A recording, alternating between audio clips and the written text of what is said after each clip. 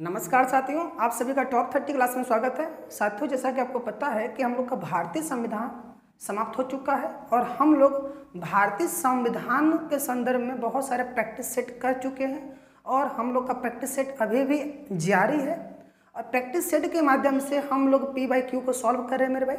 तो आज भी हम आपके लिए प्रैक्टिस सेट ही लेकर आए हैं। तो चलिए चलते अपने नेक्स्ट प्रैक्टिस सेट की तरफ, देखते हैं आज आपके लिए भारतीय संविधान से संबंधित महत्वपूर्ण प्रश्न कौन कौन है मेरे भाई। चलिए समय को गवाए बगैर हम बात करते हैं अपने प्रैक्टिस सेट पर, ठीक है। आइए देखते हैं कि आज आपके लिए प्रैक्टिस सेट में क्या क्या है। तो मेरे भाई, जैसा कि आपको पता है कि हम लोग भारतीय संविधान से संबंधित महत्वपूर्ण प्रश्न देख रहे हैं प्रैक्टिस सेट के अंदर, तो हम लोग इसी पर हम चर्चा करने वाले हैं कि अब इस प्रैक्टिस सेट में क्या क्या है। तो मेरे भाई, आपके सामने मेरा पहला क्वेश्चन आ गया है। क्या कह रहा पहला प्रश्न? कह रहा कि किस संविधान संशोधन के अनुसार मतदान करने की आयु सीमा 21 वर्ष से घटाकर 18 वर्ष कर दिया गया था। ये आपको ध्यान देना है मेरे भाई। तो आपको बताना है कि वो कौन सा संविधान संशोधन हुआ था जब मतदान करने की आयु सीमा को 21 वर्ष से घटाकर 18 वर्ष कर दिया गया। इसके लिए मैंने आपको 4 ऑप्शन दिया है। 42वां संविधान संशोधन अधिनियम 1976, 44वां संविधान संशोधन अधिनियम 1978 और 61वां संविधान संशोधन अधिनियम 1989 और 86वां संविधान संशोधन अधिनियम 2002।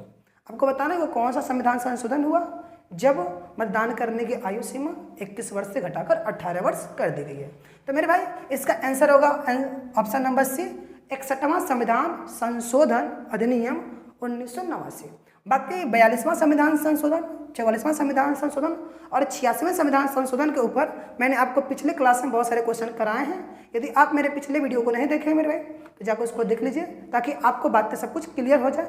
आइए चलते हैं अपने नेक्स्ट क्वेश्चन पर, देखते हैं मेरा नेक्स्ट क्वेश्चन क्या है।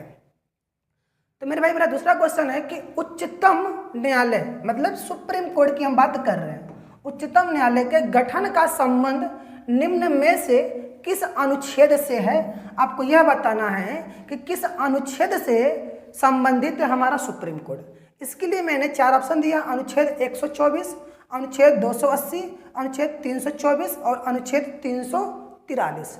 आपको बताना ये कौन सा अनुच्छेद है जो सुप्रीम कोर्ट से संबंधित है, सुप्रीम कोर्ट के गठन की बातें करता है। तो मेरे भाई, सुप्रीम कोर्ट की गठन की बातें अनुच्छेद 124 के अंदर किया जाता है। रही बात अन्य अनुच्छेदों की, तो इस पर भी हम थोड़ा सा चर्चा कर लेते हैं 1 मिनट में। तो अनुच्छेद 280 जो है मेरे भाई, वो वित्त आयोग से संबंधित है, वित्त आयोग से संबंधित है, इसको ध्यान दीजिएगा। और अनुच्छेद जो 324 है मेरे भाई, वो निर्वाचन आयोग, निर्वाचन आयोग जिसको हम लोग बोलते हैं चुनाव आयोग मेरे भाई, इसी को हम लोग चुनाव आयोग बोलते हैं, निर्वाचन आयोग, निर्वाचन आयोग इससे संबंधित है। और अनुच्छेद 343 जो है मेरे भाई, वो राजभाषा से संबंधित है, राजभाषा से संबंधित है। इस पे आप ध्यान दीजिएगा, ठीक। आइए चलते अपने नेक्स्ट क्वेश्चन पर, देखते हैं मेरा अगला क्वेश्चन क्या है मेरे भाई। तो नेक्स्ट क्वेश्चन कह रहा है कि उच्च न्यायालय मतलब अब हाई कोर्ट की बात करता है। अभी इससे पहले सुप्रीम कोर्ट की बातें थी, अब हाई कोर्ट, ठीक है ना। तो उच्च न्यायालय का संबंध निम्नलिखित में से भारतीय संविधान के किस अनुच्छेद से है? आपको ये बातें बताना है। इसके लिए मैंने आपको 4 ऑप्शन दे रखा है, अनुच्छेद 214, अनुच्छेद 153, अनुच्छेद 243 और अनुच्छेद 360। आपको बताना वो कौन सा अनुच्छेद है जिसमें हाई कोर्ट का संबंध है, ठीक ना, जिससे हाई कोर्ट का संबंध है। तो मेरे भाई, हाई कोर्ट की बातें अनुच्छेद 214 के अंतर्गत किया जाता है। रही शेष अनुच्छेदों की, तो इस पर भी हम चर्चा कर ले रहे हैं। तो मेरे भाई, जो अनुच्छेद 153 है वो राज्य के राज्यपाल से संबंधित है, ठीक है मेरे भाई, राज्य के राज्यपाल से संबंधित है, इस पे आप ध्यान दीजिएगा। और अनुच्छेद 243 जो है वो पंचायती राज से संबंधित है मेरे भाई, पंचायती राज से संबंधित, इस पे आप थोड़ा गौर कीजिएगा। 243 पंचायती राज से संबंधित है। और इसी 243 के अंदर ही आपका नगर पालिका की भी बातें किया जाता है। तो आइए हम बात करते हैं अनुच्छेद 360 की। तो मेरे भाई, अनुच्छेद 360 जो है वो वित्तीय आपात से संबंधित है, वित्तीय आपात, वित्तीय आपात। तो मेरे भाई, अभी तक हमारे देश के अंदर कभी भी वित्तीय आपात की नौबत नहीं आई है और ऊपर वाला करे भी ना कि ऐसा कोई नौबत आए, ठीक है। और देश में हमारे अभी तक एक बार भी वित्तीय आपात नहीं लगाया गया है, इस पे भी ध्यान दीजिएगा, ठीक। आइए चलते हैं अपने नेक्स्ट क्वेश्चन पर, देखते हैं हमारा अगला क्वेश्चन क्या है। तो मेरे भाई मेरा नेक्स्ट क्वेश्चन है कि उच्च न्यायालय के न्यायाधीशों के अवकाश ग्रहण करने की अधिकतम आयु सीमा क्या है। मतलब ये है कि जो हाई कोर्ट के जज होते हैं उनको रिटायर किस उम्र के बाद कर दिया जाता है, यानी कि किस उम्र के बाद हाई कोर्ट के जज रिटायर हो जाते हैं। सिंपल से भाषा में आप ये समझ लीजिए। इसके लिए 4 ऑप्शन भी है, 62 वर्ष में, 65 वर्ष में, या 60 वर्ष में, या 75 वर्ष में। तो मेरे भाई जो हाई कोर्ट के जज होते हैं उनको 62 वर्ष में रिटायरमेंट मिल जाता है, ठीक है। आइए चलते अपने नेक्स्ट क्वेश्चन की तरफ, देखते हैं मेरा अगला क्वेश्चन क्या है मेरे भाई।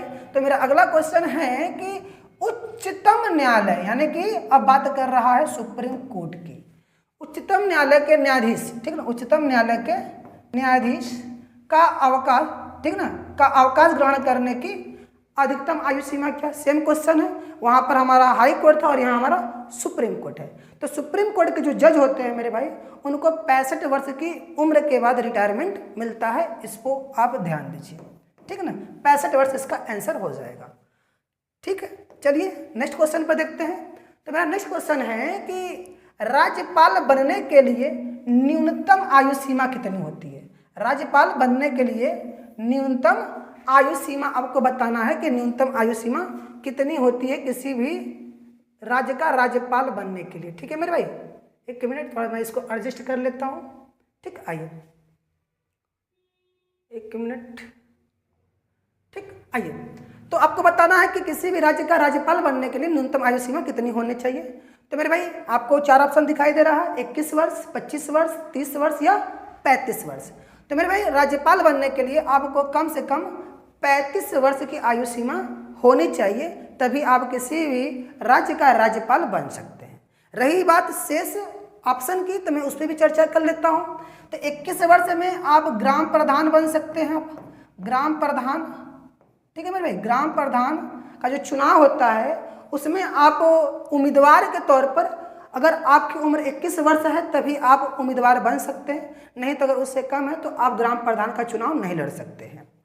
सेम केस है आपका 25 वर्ष के लिए। तो 25 वर्ष में आप लोकसभा, ठीक है ना, लोकसभा की बात करते हैं, तो लोकसभा के सदस्य बनने के लिए आपको कम से कम 25 वर्ष चाहिए। लोकसभा का सदस्य होने के लिए क्या चाहिए मेरे भाई, कम से कम 25 वर्ष होगा, तभी आप लोकसभा का सदस्य बन सकते हैं, अन्यथा आप लोकसभा का सदस्य नहीं बन सकते।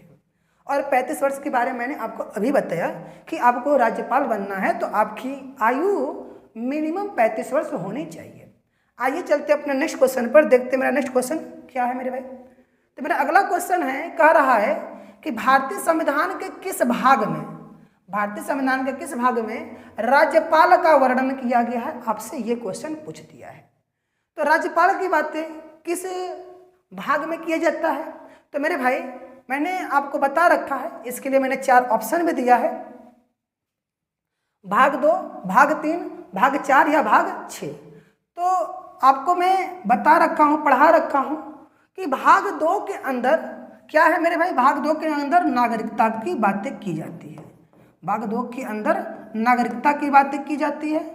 भाग 3 जो है मेरे भाई वो मौलिक अधिकार से संबंधित है।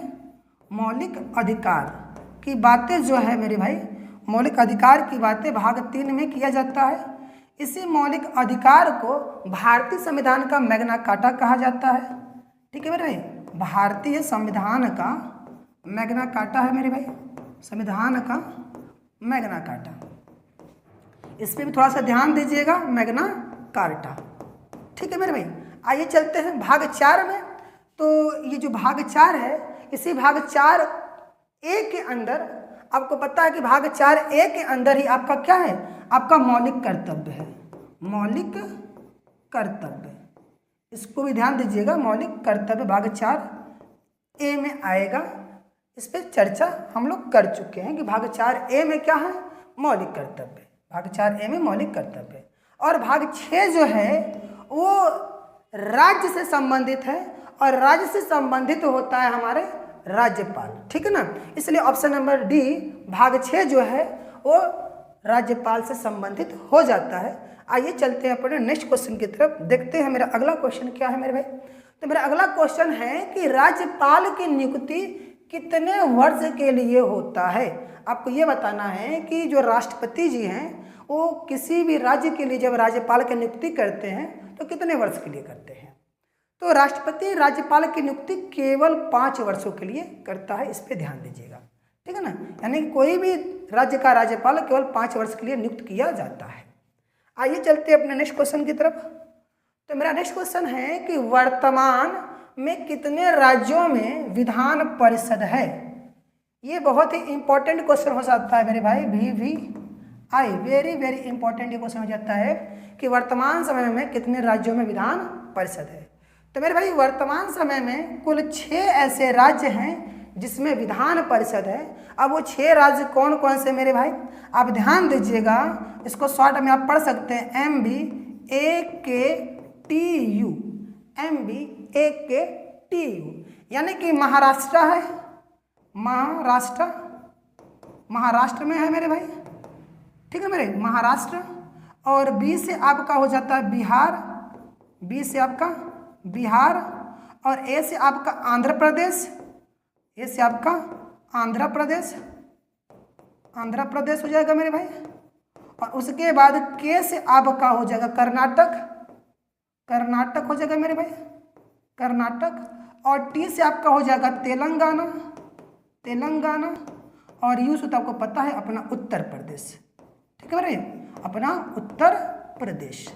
इस तरीके से आप देख सकते हैं MBAKTU से आप याद रख सकते हैं कि किन किन राज्यों में अभी विधान परिषद है, ठीक।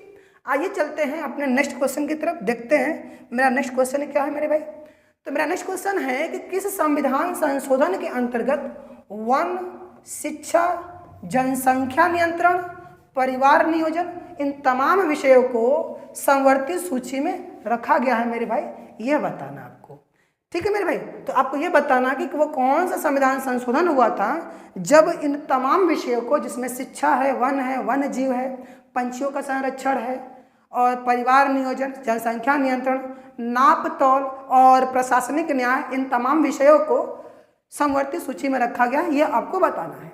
तो मेरे भाई 42वां संविधान संशोधन जब हुआ था तो उसी के अंतर्गत इन तमाम विषयों को समवर्ती सूची में रखा गया है, ये आपको ध्यान देना है। बाकी आपको पता है 44वां संविधान संशोधन किसके लिए जाना जाता है। 44वां संविधान संशोधन में क्या हुआ था मेरे भाई, जो मेरा संपत्ति का अधिकार था, संपत्ति के मौलिक अधिकार, संपत्ति के मौलिक संपत्ति के मौलिक अधिकार को कानूनी अधिकार बना दिया गया था, कानूनी अधिकार बना दिया गया था। इस बात पर आप ध्यान दीजिएगा, ठीक है ना। 44वां संविधान संशोधन अधिनियम 1978, इस पर ध्यान दीजिएगा। और जो 86वां संविधान संशोधन है मेरे भाई, इसे 86वें संविधान संशोधन में हमारे शिक्षा के अधिकार को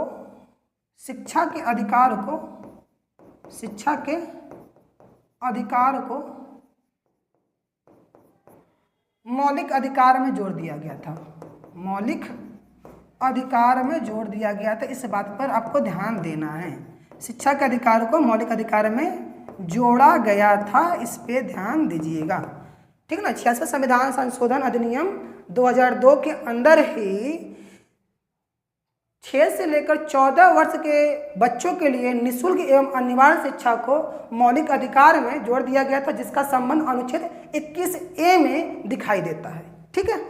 अब बात होता है 101वां संविधान संशोधन सर।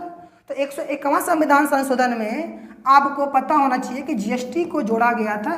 GST के लिए फेमस है 101वां संविधान संशोधन में, ठीक है। तो आज आपके लिए केवल इतना ही क्वेश्चन हम आपके सामने लेकर आए मेरे भाई। बाकी यदि आपको इस प्रकार से मेरा समझाना पढ़ाना पसंद आ रहा है तो मेरे भाई आप इसको लाइक कीजिए और अपने तमाम साथियों में, तमाम मित्रों में इसको शेयर कीजिए। यदि आप मेरे इस चैनल पर नए हैं मेरे भाई तो आप इसको सब्सक्राइब भी कीजिए। बाकी थैंक यू, धन्यवाद। मिलते हैं अपने नेक्स्ट वीडियो में नेक्स्ट क्वेश्चन के साथ।